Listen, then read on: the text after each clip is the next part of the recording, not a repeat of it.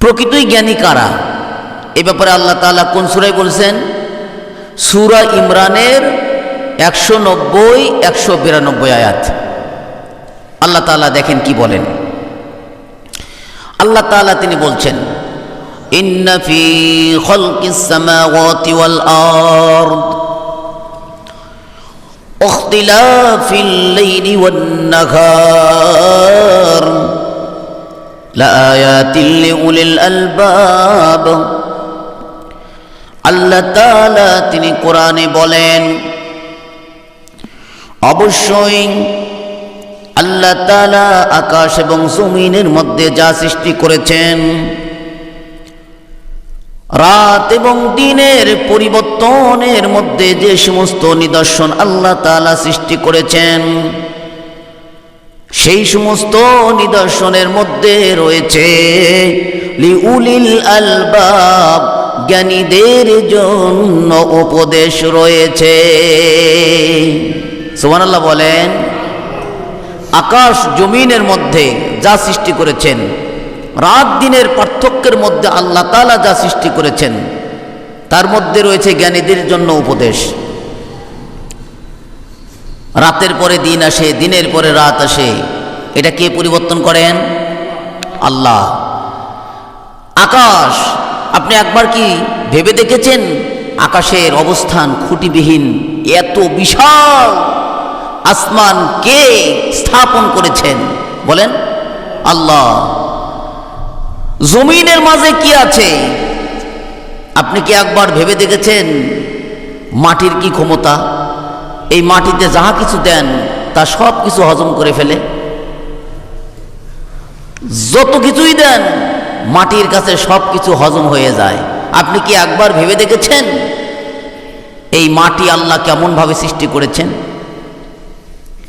মানুষের সারা দেহকে আল্লাহ তাআলা কেমন করে সৃষ্টি করেছেন আপনি কি একবার ভেবে দেখেছেন? মানুষ, সারা দুনিয়ার সম্পদ যদি মানুষকে দেওয়া হয় তাও তাদের উদর ভরবে না, পেট ভরবে না। কিন্তু মাটি এমন একটি হজম, মাটি আপনার মুখে পড়লে আপনার সমস্ত কিছু হজম হয়ে যাবে, আপনার আর কোনো খোরাক থাকবে না ভাই। মানুষের খোরাক মেটে কিসে? মুখে মাটি পড়লে। মানুষের খোরাক কিসে মেটে? মুখে মাটি পড়লে। এছাড়া মানুষের অন্য কোনো ধন দৌলত যাহা কিছু দেন মানুষের খোরাক মিটবে না। কিয়ামতের আগ পর্যন্ত মানুষের খোরাক মিটবে না। এই দুনিয়া যা দেখছেন, এই দুনিয়ার 10 দুনিয়ার সমান যদি একজন মানুষকে দেওয়া হয় তবেই তার চাহিদা পূর্ণ হবে। এই দুনিয়ার 10 দুনিয়ার সমান একজনকে দিতে হবে তবেই তার চাহিদা পূর্ণ হবে। আল্লাহ তাআলা তিনি বলেন, আমি আমার মুমিন বান্দাকে, সর্বনিম্ন মুমিন বান্দাকে 10টি দুনিয়ার সমান একটি জান্নাত দেব। তাহলে এই দুনিয়ার মধ্যে কি আছে? মানুষের খোরাক কি মিটবে ভাই? মানুষের খোরাক একমাত্র মুখে মাটি পড়লেই মিটে যাবে।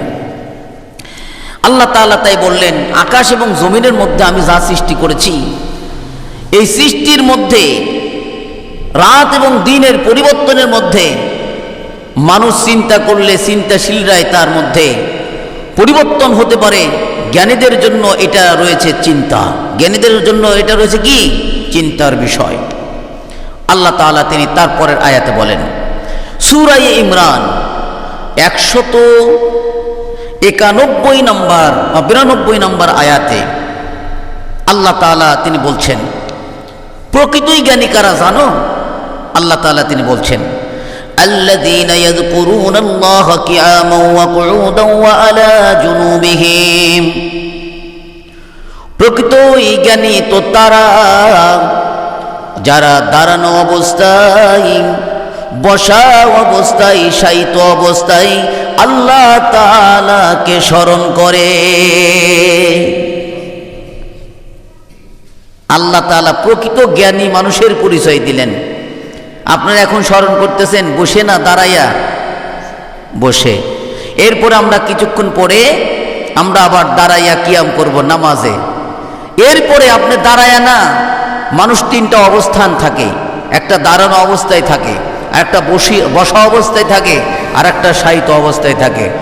জ্ঞানী তো সেই যে সর্ব অবস্থায়, অর্থাৎ দাঁড়াইয়াও আল্লাহকে স্মরণ করছে, বসেও আল্লাহকে স্মরণ করছে এবং শায়িত অবস্থায়ও আল্লাহকে স্মরণ করছে।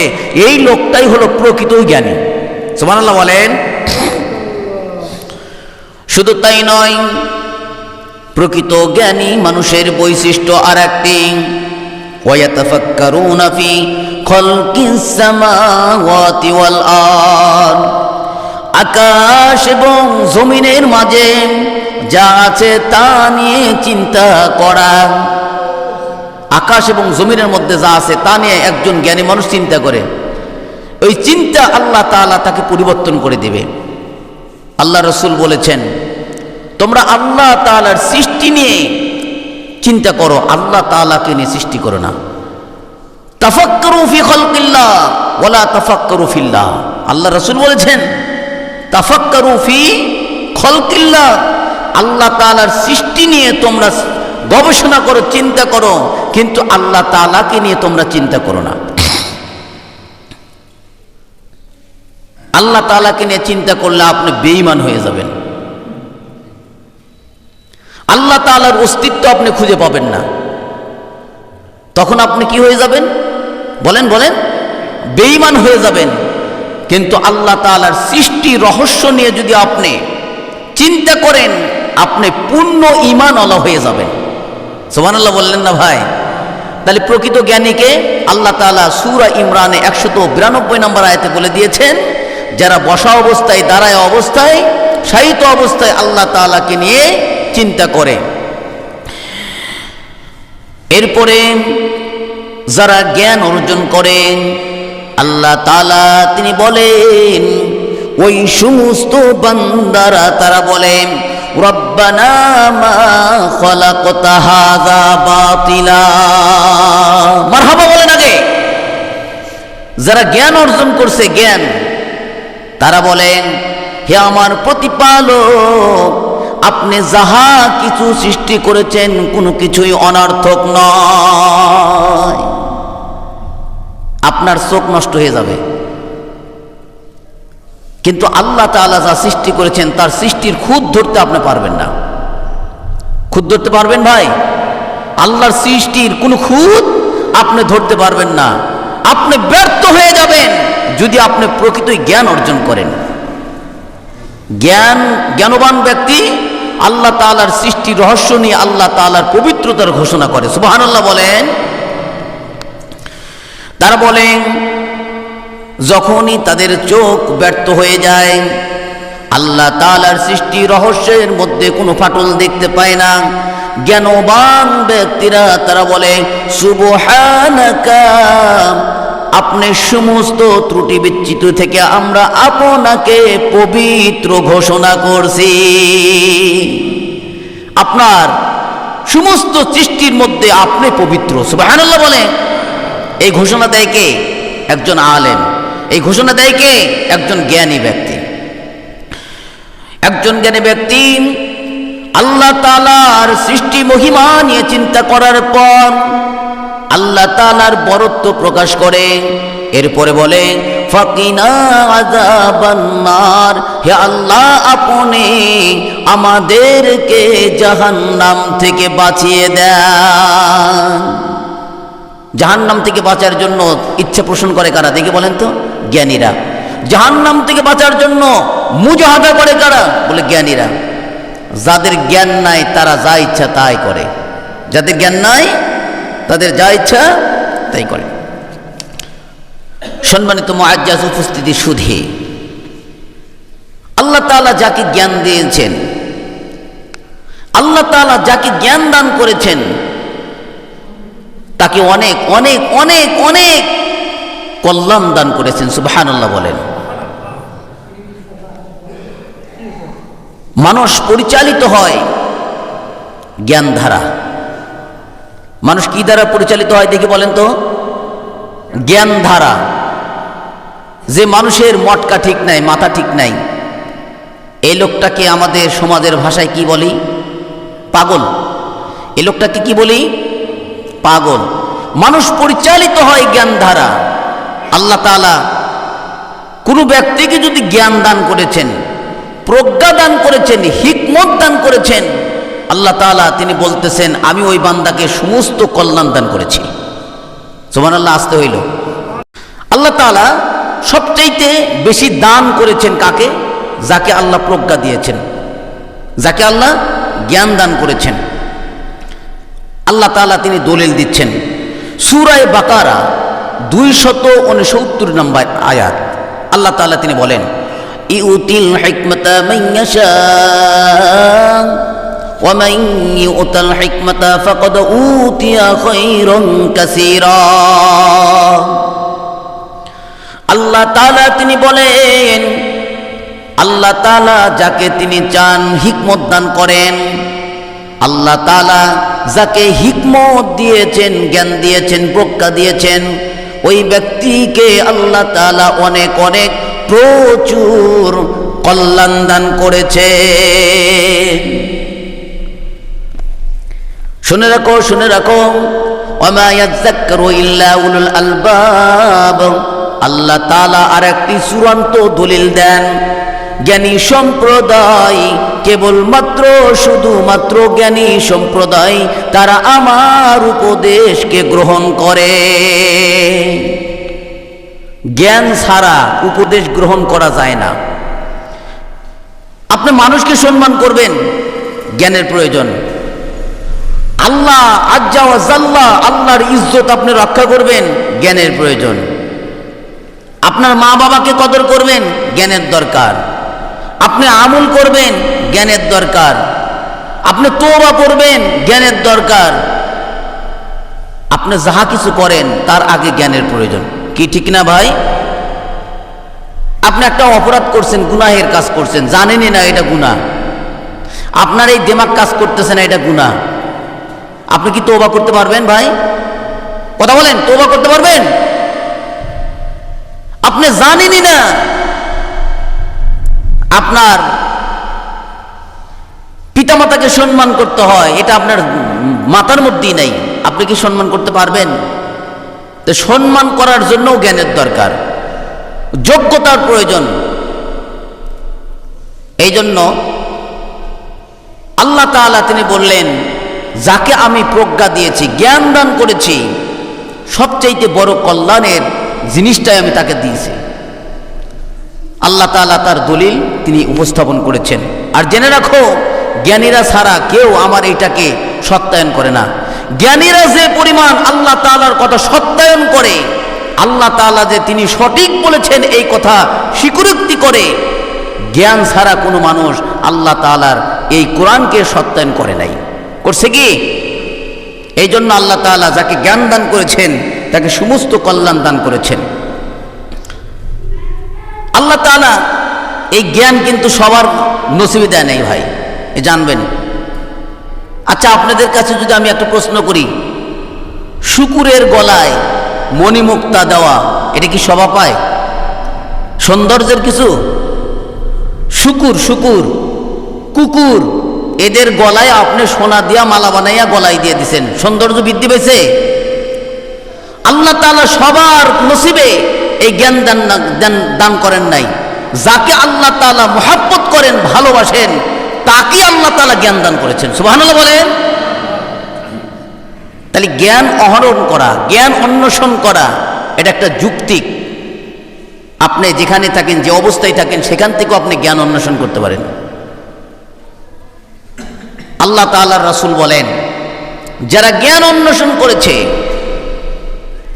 যারা শিখছে এবং শিখাইতেছে, তারা দুইজনই কল্যাণের মধ্যে আছে। তাদেরই শুধু পৃথিবীতে সৌন্দর্য, এছাড়া অন্য কোনো ব্যক্তির সৌন্দর্য নেই।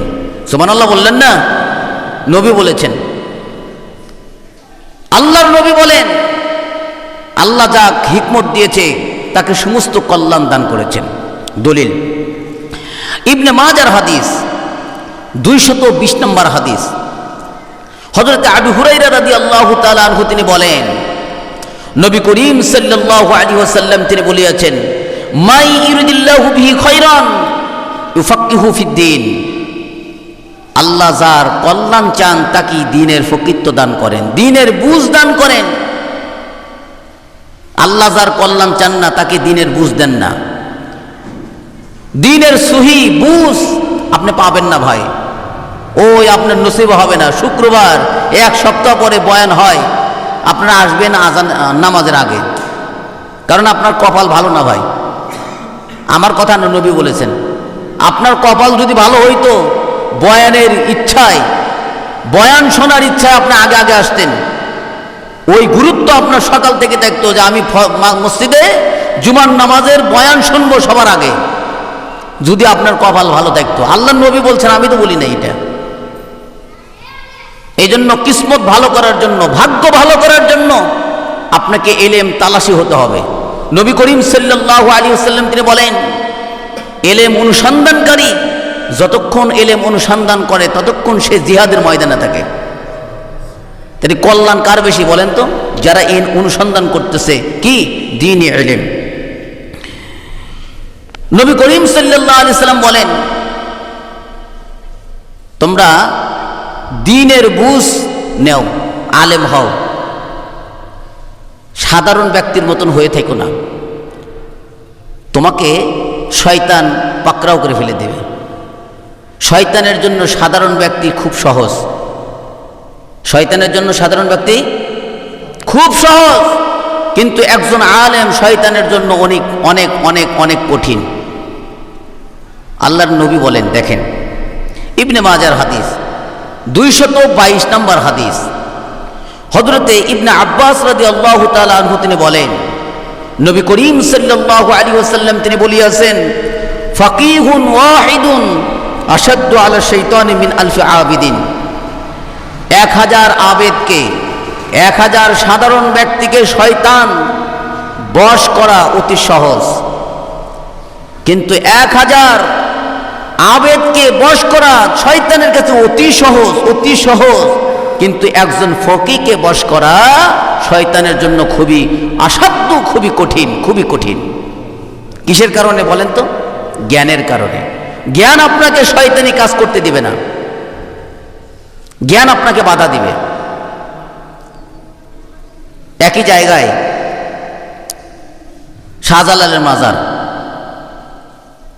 আল্লাহর ওলি শাহজালাল তার মাজার, কবর জিয়ারত করা সুন্নাহ।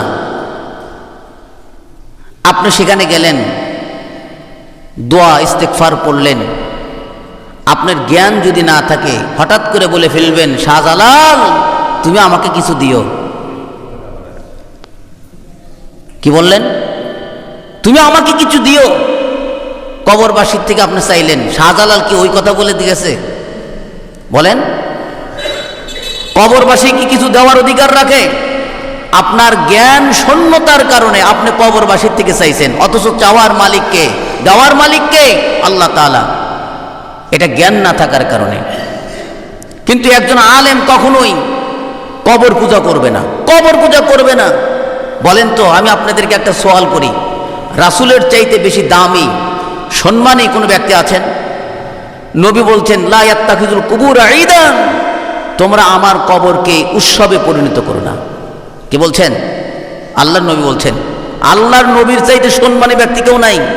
সেই নবী যদি বলে আমার কবরকে তোমরা উৎসব বানায়ো না, আমার কবর কেন্দ্রিক কোনো আমল করবে না, কবর জিয়ারত করতে পারো, এটা সুন্নাহ। কবরের কথা স্মরণ করতে পারো, এটা তোমাকে আখিরাতের কথা স্মরণ করা দেয়। কিন্তু কবর থেকে কোনো কিছু চাইও না, কবর কেন্দ্রিক তোমরা কোনো কিছু করো না, কবরে যাইয়া সেজদা দিও না। জ্ঞানশূন্য মানুষ তাই করে। কোনো আলেমকে দেখেছেন কবরে যা সেজদা দিছে? আল্লাহর নবী সাল্লাল্লাহু আলাইহি সাল্লাম এ থেকে নিষেধ করেছেন।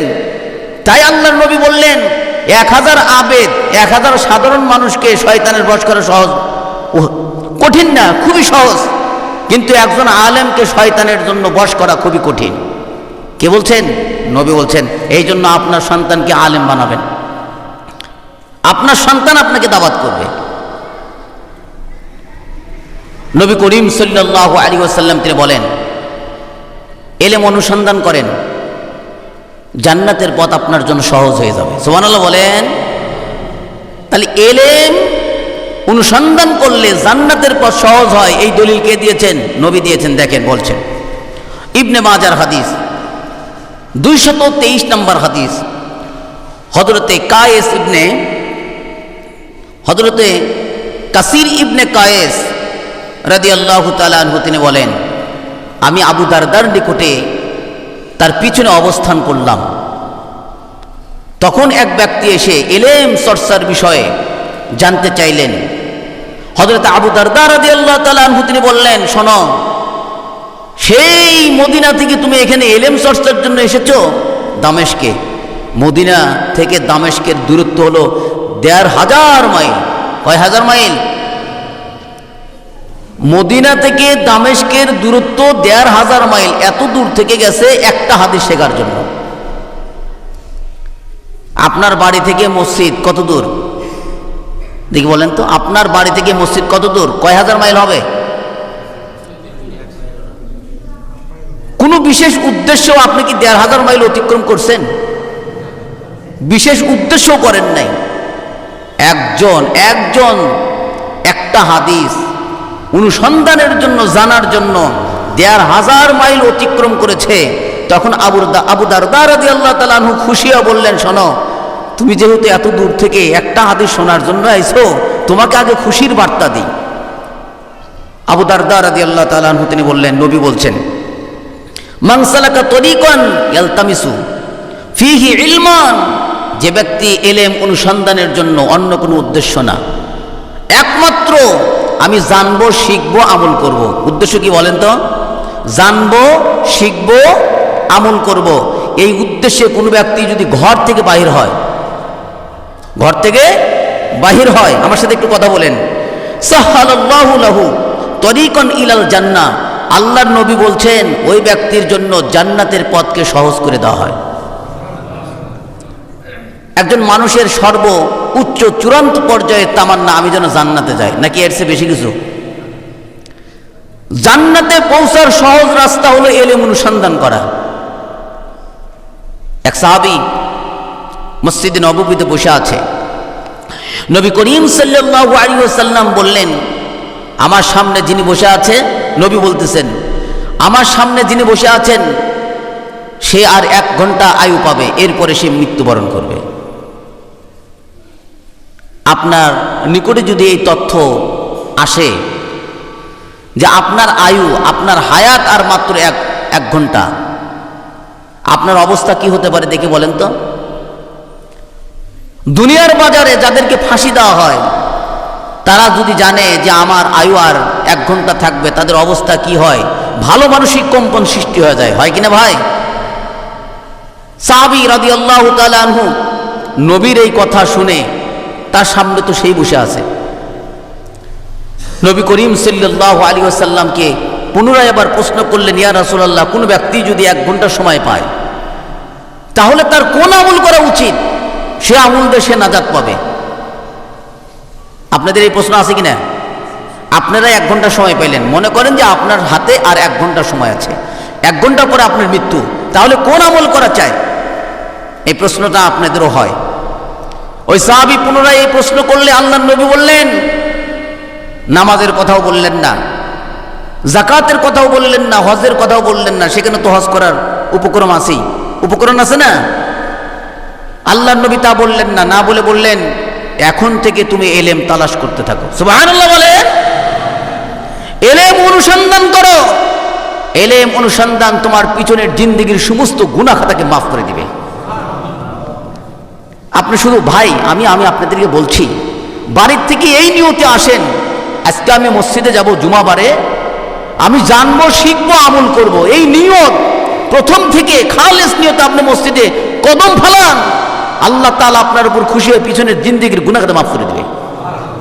আল্লাহর নবীর ওয়াদা। যে ব্যক্তি ইলম শেখার জন্য ঘর থেকে বাইর হয়, যতক্ষণ না সে ঘরে ফেরে ততক্ষণ সে জিহাদের ময়দানে থাকে। সুবহানাল্লাহ। ওই ব্যক্তির জান্নাতের রাস্তা সহজ হয়ে যায়। শুধু তাই না, আরো কিছু আছে। নবী করিম সাল্লাল্লাহু আলাইহি ওয়াসাল্লাম বলেন, ইলম অনুসন্ধানের জন্য যদি তুমি ঘর থেকে বাইর হও, যেখানে তুমি এলেম অনুসন্ধান করছো ওই জায়গাটা ফেরেশতার রহমতের মাগফিরাতের কামনা করতে থাকে এবং ফেরেশতারা তোমাদের জন্য রহমতের ডানা বিছায় দেয়। সুবহানাল্লাহ বলেন। আপনারা কাদের উপর বসে আছেন জানেন? একবার কি ভেবে দেখেছেন? আপনারা ফেরেশতাদের ডানার উপর বসে আছেন। যেন তেন বাবা, কিন্তু উদ্দেশ্য যাদের থাকবে এটা আমি দ্বীনি ইলম শিখব এবং তার উপর আমল করব, তাদের জন্য এটা। যারা শুধু সোনা উল্লারা শুনে যাবে, মসজিদে তিন তরফার মানুষ আসে ভাই, একটা শুধু সোনা উল্লারা খালি শুনেই যাবে, এরা কিচ্ছুই পাবে না, এরা কিচ্ছুই পাবে না। মসজিদে যে যে উদ্দেশ্যে আসবে আল্লাহর নবী বলেন সে সে উদ্দেশ্যে হাসিল করবে। আপনার উদ্দেশ্য হতে হবে আমি হেদায়েত পাবো, এই উদ্দেশ্য হতে হবে। নবী বললেন যারা মসজিদে জমায়েত হয় এলেম শিক্ষার জন্য, শুধু মসজিদে নয়, যেখানে আপনি এলেম শিক্ষার জন্য বাইর হবেন ওই জায়গাটা আল্লাহ তাআলার রহমত নাজিল হয়, সকিনা নাজিল হয়। তাদের জন্য আকাশ এবং জমিনের মধ্যে যাহা আছে ফেরেশতা কুল তারা সবাই মাগফিরাতের দোয়া করে। দলিল আবু দাউদের হাদিস 3641 নম্বর হাদিস। হযরত আবু দারদা রাদিয়াল্লাহু তাআলা আনহু তিনি বলেন, ওয়া ইন্নাল মালাইকাতা লাতাদউ আজনিহাতাহা রিদা লিতালিবিল ইলম। নবী বলেছেন অবশ্যই ফেরেশতারা যারা ইলম অনুসন্ধান করে তাদের জন্য রহমতের সন্তুষ্টির পাখাকে বিছায়া দেন। ওয়া ইন্নাল আলিম, অবশ্যই আলেম যারা রয়েছেন তাদের জন্য লা ইস্তাগফিরু লাহু মান ফিস সামাওয়াতি ওয়াল আরদ, আকাশ এবং জমিনের মধ্যে যা আছে তারা সবাই ওই সমস্ত এলেম অন্বেষণকারী অর্থাৎ আলেম যারা আছে তাদের জন্য মাগফিরাতের দোয়া করতে থাকে। সুবহানাল্লাহ বলেন। আল্লাহ রাসূল সাল্লাল্লাহু আলাইহি সাল্লাম এমনি বলেন নাই প্রত্যেকটি নর নারীর জন্য ইলমে দ্বীন শিক্ষা করা ফরজ। কি বলেছেন? ইলমে দ্বীন শিক্ষা করা ফরজ। আমি মৌলবীর এইটা জানা ফরজ যে মুসল্লিদের কি কি হক আছে, আমার জন্য এটা জানা ফরজ। আপনি একজন ব্যবসায়ী, আপনার জন্য ফরজ হলো ব্যবসার কি কি ফরজ আছে সেগুলো জানা আপনার ফরজ। আপনি একজন কৃষক, কৃষকের জানা ফরজ যে আমার এই কাজের মধ্যে কতগুলো ফরজ আছে। মানুষের ফাঁকি দেওয়া এটা কি হবে, বৈধ হবে না অবৈধ হবে, এগুলো জানা আপনার জন্য ফরজ। একজন নামাজি, নামাজের কি কি ফরজ আছে এগুলো আপনার জন্য জানা ফরজ। কথা কি বুঝাতে পারছি? অর্থাৎ আপনি যে যে সেক্টরে আছেন, যে যে বিভাগে আছেন সেই বিষয়টা তার পরিপূর্ণ জ্ঞান রাখা উচিত, এটা হলো ফরজ। আল্লাহর নবী তিনি বললেন, ইবনে মাজার হাদিস 224 নম্বর হাদিস, হযরত আনাস ইবনে মালিক রাদিয়াল্লাহু তাআলা আনহু তিনি বলেন, নবী বলেছেন তলাবুল ইলমি ফরিদাতুন আলা কুল্লি মুসলিম, দ্বীনি ইলম শিক্ষা করা প্রত্যেক মুসলমানের জন্য ফরজ। এটাকে হালকা করে দেখার সুযোগ নাই ভাই। নামাজ যেভাবে ফরজ, নামাজের 4টি সূরা জানাও ফরজ। কয়টি সূরা? কোরআনের হাফেজ হওয়া ফরজ না, নামাজের 4টি সূরা জানা ফরজ। ব্যবসায় কোনটা হালাল কোনটা হারাম এইটা আপনার জানা ফরজ। অর্থাৎ যতটুকু এইগুলো আপনি না জানলে এই হালাল হারাম ফরজ ওয়াজিব সুন্নাহ এগুলো শিক্ষা দেন একজন আলেম। এই জন্য আলেমকে কদর করতে ইসলাম বলেছে। যাদের থেকে তোমরা হালাল হারাম শিখতে পারো, যারা তোমাদেরকে হালাল শিখায় হারাম শিখায় তাদেরকে তোমরা সম্মান করো, ইজ্জত করো, তোমাদের দিন সংশোধন হবে, দিন সংশোধন হবে, দিন সংশোধন হবে। কথা বুঝছেন? আলেম ওলামার ইজ্জত করলে আপনি নিজের দিনকে বাঁচাতে পারলেন, রক্ষা করতে পারলেন। কেন? বলে আলেম ওলামা থেকে আপনি হালাল শিখেছেন, কোনটা হালাল আর কোনটা হারাম। আল্লাহ রাব্বুল আলামিন তাই বললেন যে তোমরা ফরজ শিক্ষা করো। তাআল্লুমুল কুরআনা ওয়াল ফারাইজ, আল্লাহর নবী বলেন তোমাদের সন্তানদেরকে কোরআন শিক্ষা দাও, কোরআন শিক্ষা দাও ফরজ। শুধু তাই নয়, ফরাইজ, ফরজগুলো শিক্ষা দাও। কিগুলো? ফরজগুলো শিক্ষা দাও। আমরা আমাদের সন্তানদেরকে ফরজ শিক্ষা দিই না ভাই। ব্যাঘাত ওই জায়গায়, আমরা ফরজকে, আল্লাহর ফরজকে ভুলে গেছি। আল্লাহ আমাদের উপর কোন কোন দায়িত্ব চাপায় দিয়েছেন সেই শিক্ষাগুলো আমরা দিচ্ছি না। আল্লাহ তাআলার শিক্ষাকে ভুলে দিয়েছি। আল্লাহ তাআলা তিনি বলেছেন, সবার প্রথম যে আয়াতটা নাজিল করেছেন, ইকরা বিসমি রাব্বিকাল্লাযী খলাক, সূরা আলাক 1 নম্বর আয়াত। প্রথম আল্লাহ তাআলা কোরআনের 5টি আয়াত নাজিল করেছিলেন, সূরা আলাকের 1 থেকে 5 নম্বর আয়াত পর্যন্ত। সেখানে আল্লাহ তাআলা সর্বপ্রথম কথা বলেছেন, তোমার রবের নামে শিক্ষা দাও, তোমার রবের নামে পড়ো। কার নামে পড়তে হবে? এই সমাজে ডাক্তারের দরকার আছে, ইঞ্জিনিয়ারের দরকার আছে, কিন্তু আগে পড়াতে হবে রবের নামে। আগে আল্লাহর জ্ঞান, তাওহীদের জ্ঞান, এগুলো শিক্ষা দিতে হবে। আমার আলোচ্য বিষয় হলো, আপনার সন্তানকে আলেম বানান, নিজে আলেম হন, অথবা আলেমের ছাত্র হন, অথবা আলেমের মহব্বতকারী হন, আলেমের সবরকারী হন। ফালা তাকুনিল খামিস, 5ম নাম্বার হয়েন না, ফাতাহালিক, ধ্বংস হয়ে যাবেন। আল্লাহ তাআলা নামে পড়তে বলেছেন, ইকরা বিসমি রাব্বিকাল্লাযী খলাক, যিনি তোমাকে সৃষ্টি করেছেন সেই প্রতিপালকের নামে তুমি পড়ো। আল্লাহ তাআলা এখানে অস্পষ্ট রাখেন নাই, পরিষ্কার করে বলে দিয়েছেন। অনেক ইলা আছে, এই জমিনে অনেক ইলা আছে ভাই। আপনার নিকটেও এখনো বিরাজ করছে। আপনি মুসলমান হলে কি হবে? আপনার মধ্যেও অনেক ইলা আছে। আপনি মুসলমান হওয়া সত্ত্বেও আপনার ব্যবসাকে বড় জানেন, ব্যবসা ছাড়া আমার গতি নাই, এটা জানেন কিনা? বাড়িতে এই 5টা গরু ছাড়া আমার তো সংসারে চলবে না। আপনার মধ্যে ওই ইলা ঢুকছে, ওই যে ওই ইলা, গরু ইলা, বোঝেন নাই?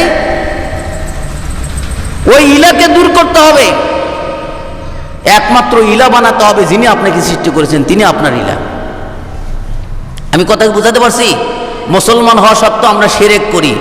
আমার গরু না হলে চলবে না, আমার ক্ষেত খামার না হলে চলবে না, আমার ব্যবসা না হলে চলবে না। এই আকীদা রাখাটা অন্যকে ইলা মানা, আল্লাহর জায়গায় অন্যকে প্রাধান্য দেওয়া। আপনি যদি মুসলমান হন, ওগুলোকে দূর করতে হবে। তাই আল্লাহ বলছেন, আগে আমার নামে পড়ো, ওই ভূতগুলোকে দূর করে দাও। আমি তোমাকে চালাই, আমি তোমাকে পড়াই, আমি তোমাকে খিলাই, আমি একমাত্র ইলা, আমি ইলা ছাড়া আর কোনো ইলা নাই। আপনি যেভাবে পূজা করেন ওইভাবে হিন্দুরাও করে। মূর্তি পূজা তাহলে না জায়েজ? না, জায়েজ। আপনি যেভাবে পূজা করেন, যে ব্যবসাকে বড় জানেন, গরুকে বড় জানেন, আপনি গরুর পূজা করছেন, ওরা মূর্তির পূজা করছে। কিন্তু আল্লাহ তাআলার নবী তা বলেন নাই। সমস্ত ভূতকে দূর করে দিতে হবে, প্রতিমাকে দূর করে দিতে হবে। আপনার ভিতরে যে ইলা জন্মে সেগুলোকে দূর করে দিতে হবে। একমাত্র ইলা জানতে হবে, তোমাকে যে সৃষ্টি করেছে তাই হলো ইলা, এছাড়া তোমার দিলের মধ্যে আর কোনো ইলা থাকা যাবে না। কথা বুঝাতে পারছি? এই জন্য আল্লাহ তাআলা তিনি বলছেন, আগে পড়ো তোমার প্রতিপালকের নামে। শুনুন শুনুন, লাভ আছে। প্রতিপালকের নামে পড়া কত ফজিলত জানেন? যেখানে প্রতিপালকের নামে পড়া হয় সেই জায়গাতে আল্লাহ তাআলার পক্ষ থেকে সকিনা নাজিল হয়, শান্তি নাজিল হয়। শুধু তাই নয়, সেখানে ফেরেশতারা বেষ্টনী করে রাখে। সুবহানাল্লাহ বলেন। এই যে আমরা প্রতিপালকের নামে কিন্তু জ্ঞান অর্জন করতেছি, এটার লাভ কি? আল্লাহ রাসূল সাল্লাল্লাহু আলাইহি সাল্লাম তিনি বলছেন, ইবনে মাজার হাদিস 225 নম্বর হাদিস, হযরতে আবু হুরায়রা রাদিয়াল্লাহু তাআলা আনহু তিনি বলেন, নবী করিম সাল্লাল্লাহু আলাইহি ওয়াসাল্লাম তিনি বলিয়াছেন, ওয়ামাজতামা কওমুন ফি বাইতিন মিন বুয়ুতিল্লাহ, আল্লাহ তাআলার ঘর সমূহের কোন একটি ঘরে কোন গোষ্ঠী কওম একত্রিত হয়, জমা হয়। সুবহানাল্লাহ, সুবহানাল্লাহ বলেন। আল্লাহ তাআলার ঘর সমূহের কোন একটি ঘর, আল্লাহর ঘর কোনটা দেখে বলেন তো আপনারা সবাই জানলে? মসজিদ। ওয়া আন্নাল মাসাজিদা লিল্লাহ, আল্লাহ তাআলার ঘর হলো একমাত্র মসজিদ। ফালা তাদউ মাআল্লাহি আহাদা, তার সাথে কাউকে শরীক করো না। আল্লাহর মসজিদের সাথে কাউকে শরীক করা যাবে? আল্লাহর ইবাদতের সাথে কাউকে শরীক করা যাবে? আল্লাহর মসজিদ বাইতুল্লাহ, তারই শাখা হলো মসজিদ, এই সমস্ত মসজিদ। আল্লাহর নবী বললেন, আল্লাহর ঘরের সমূহের মধ্য থেকে কোনো একটা ঘরে কোনো কওম, মানে এই যে সমাজ, কওম মানে কি সমাজ, গোষ্ঠী একত্রিত হয়, জমা হয়। নবী করিম সাল্লাল্লাহু আলাইহি সাল্লাম বললেন, ইয়াতলুনা কিতাব আল্লাহ, সেখানে জমায়েত হয়ে কোরআন তেলাওয়াত করে। কি করে? আপনি নিজে পড়তেছেন এটা, ওয়ায়াতাদারাসুনাহু বাইনাহুম, অথবা তারা একে অপরে পরস্পরে কোরআনকে শিক্ষা করাইতেছে, করতেছে, শিক্ষা দিচ্ছে। এই যে আমি এখন আপনাদের সামনে আলোচনা করতেছি কোরআন হাদিস নিয়ে, আপনারা কি কিছু শিখতে পারতেছেন না? পারতেছেন। বুঝেন, কথাগুলো বুঝতে হবে।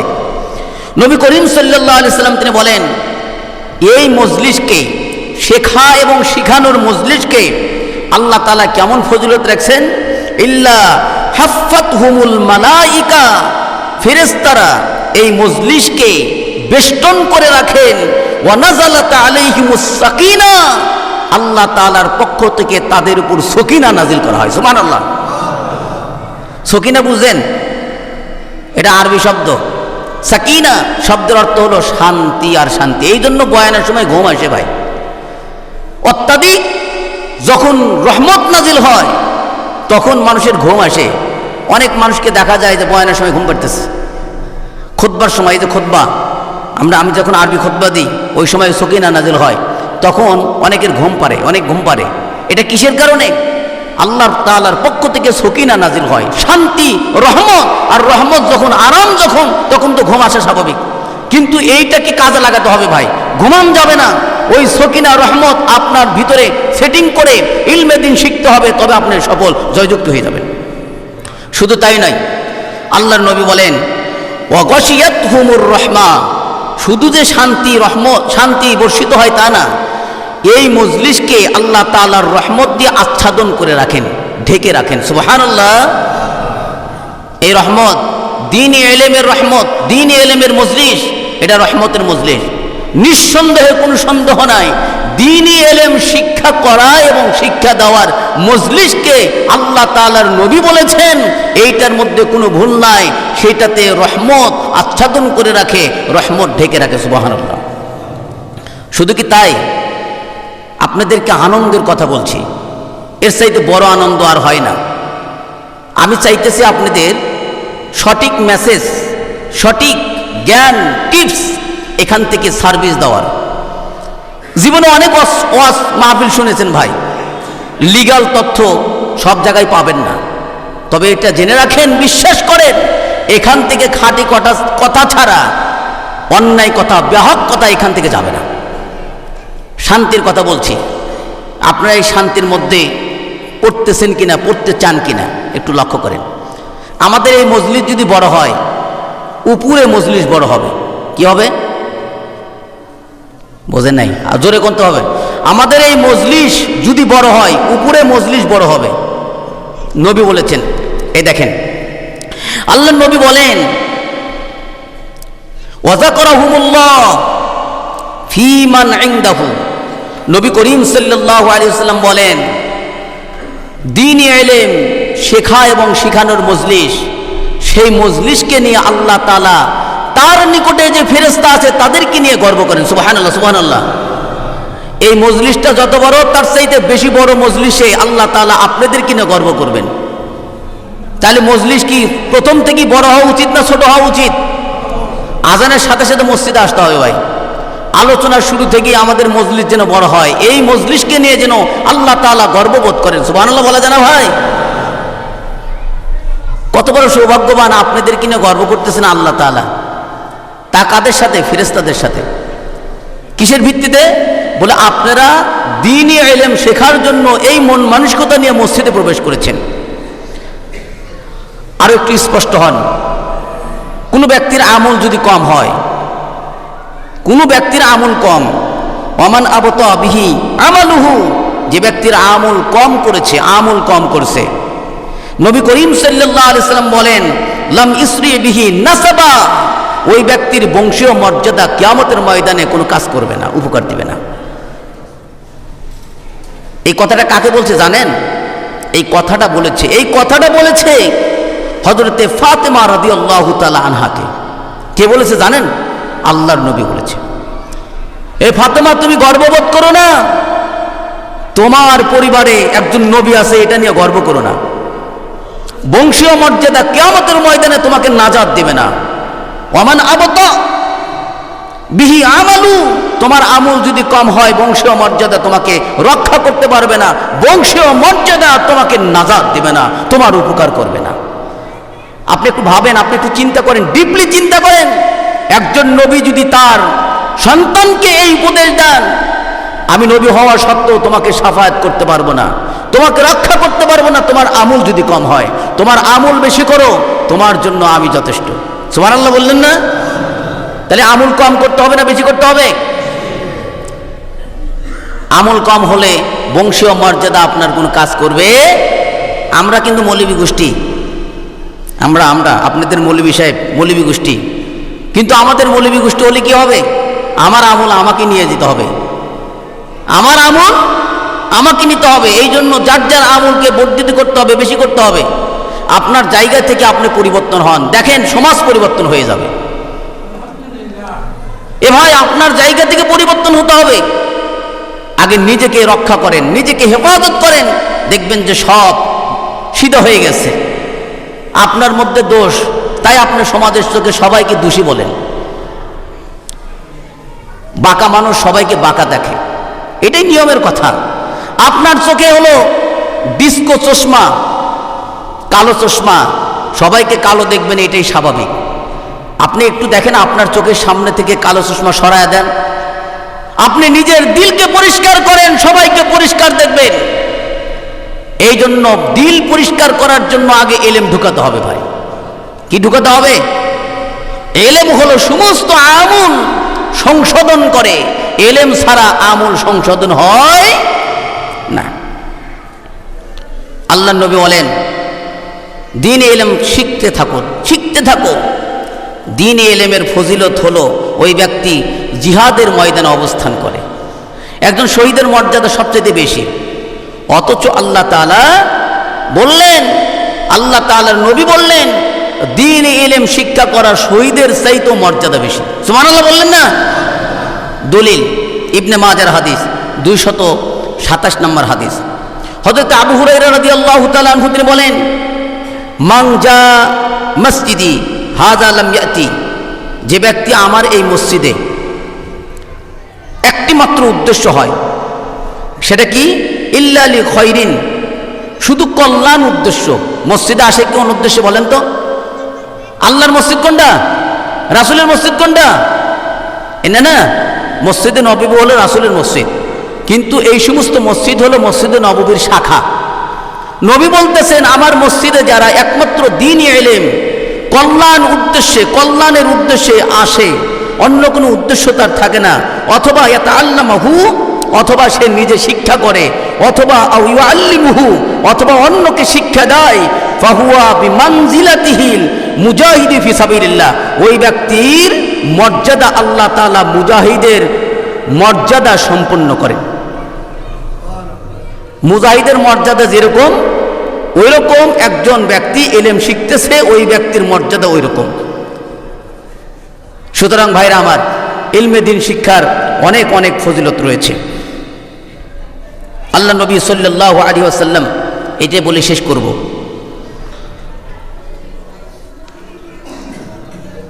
পাঁচ মিনিট যাবে, একটু জরুরি ভিত্তিতে বলা হচ্ছে। এই জন্য আল্লাহ নবী সাল্লাল্লাহু আলাইহি ওয়াসাল্লাম তিনি মসজিদে নববীতে তার গৃহ থেকে বাহির হইলেন।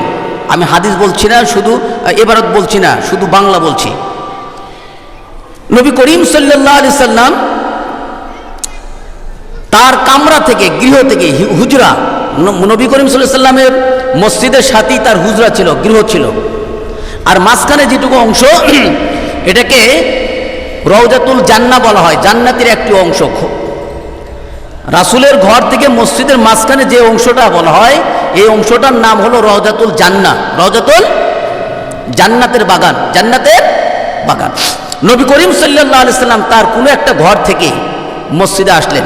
এই হাদিসটা হলো ইবনে মাজার 229 নম্বর হাদিস।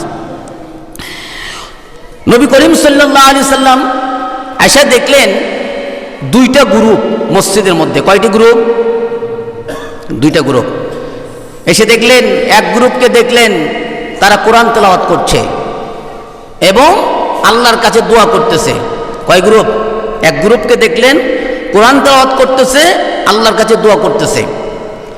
নবী করিম সাল্লাল্লাহু আলাইহি সাল্লাম আবার অন্যদিকে তাকাইলেন, তাকায়া দেখেন আরেক গ্রুপকে দেখলেন এই যে আমার মতন আলোচনা করতেছে আর শিখতেছে, শিখাইতেছে। সুবহানাল্লাহ বলেন। নবী করিম সাল্লাল্লাহু আলাইহি সাল্লাম মসজিদের মধ্যে দুইটি গ্রুপ দেখলেন, কোরআন তেলাওয়াতের গ্রুপ আর দোয়া করার গ্রুপ, আর একটা হলো শিখার গ্রুপ, শিখানোর গ্রুপ। নবী করিম সাল্লাল্লাহু আলাইহি সাল্লাম দরজায় থমকে দাঁড়ালেন। দাঁড়াইয়া তিনি যারা কোরআন শিখতেছে, শিখাইতেছে, এই যে দ্বীনি মুজাকারা করতেছে, আলোচনা করতেছে, সেই জায়গায় এসে নবী করিম সাল্লাল্লাহু আলাইহি সাল্লাম এসে বসলেন। বসে বলতেছেন, আমি কেন বসলাম জানো? আল্লাহ তাআলা চাইলে ওই গ্রুপকে যারা কোরআন তেলাওয়াত করতেছে তাদের তিন গ্রুপেরই সওয়াব আছে, তিন গ্রুপেরই সওয়াব আছে। যারা কোরআন তেলাওয়াত করতেছে তাদেরও সওয়াব আছে, যারা দোয়া করতেছে তাদেরও সওয়াব আছে, কিন্তু যারা শিখাইতেছে, শিখতেছে তাদেরও সওয়াব আছে। আল্লাহ তাআলা চাইলে তাদের সব দিতেও পারেন, নাও পারেন। যারা কোরআন তেলাওয়াত করতেছে, যারা দোয়া করতেছে, আল্লাহ তাআলা চাইলে দিতেও পারে, নাও পারে। কিন্তু আমি নবী পছন্দ করলাম যারা শিখতেছে, শিখাইতেছে, এদের সবের মধ্যে আল্লাহ তাআলা কখনোই কমতি করবেন না। আর আমি আমার এই উম্মতের জন্য, আমি আমার এই উম্মতের জন্য শিক্ষক হিসাবে প্রেরিত হয়েছি, তাই আমি শিক্ষা দেওয়া নেওয়াকে আমি পছন্দ করি, আমি তাই এই দলকে পছন্দ করলাম। সুবহানাল্লাহ বলেন। তাহলে আল্লাহর রাসূলের কাছে কোন দল বেশি প্রিয় ছিল? এই যে শিক্ষা দিচ্ছে এবং আপনাদের কাছে কিন্তু পছন্দের হলো এই যে পরে যে 2 রাকাত নামাজ পড়বো, এটা বেশি। কিন্তু আমি বারবার আপনাদেরকে বলতেছি ওটারও গুরুত্ব আছে, ওটা ফরজের জায়গায়, কিন্তু ওই ফরজ নামাজকে সংশোধন করার জন্য এলেমের দরকার আছে। এই জন্য জানার গুরুত্ব দিতে হবে, নামাজের আগে জানতে হবে, শিখতে হবে। এই জন্য আমি বলছি আমলের চাইতে আল্লাহর নবীর কাছে এলেমের দাম বেশি ছিল। নবী বলতেন আমার এই জামানায় বক্তা কম। আল্লাহ রাসূলের জামানায় কি ছিল?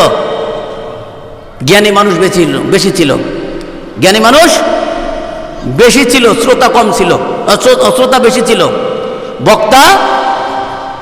আর এমন একটা জামানা আসবে বক্তা বেশি হবে, বক্তাই হবে বেশি, শ্রোতা হবে কম। ওই সময়ে তোমরা এলেমকে বেশি প্রাধান্য দেবে। যখন বক্তা বেশি হবে তখন জানবে যে না জেনে বক্তা হয়েছে। ওই জামানায় তখন তোমরা এলেমকে মূল্যায়ন করবে। আরে আমার এই জামানায় বক্তা কম, শ্রোতা বেশি, এই জামানায় আমলকে গুরুত্ব দিবে। সুবহানাল্লাহ বলেন। এটা নবীর কথা।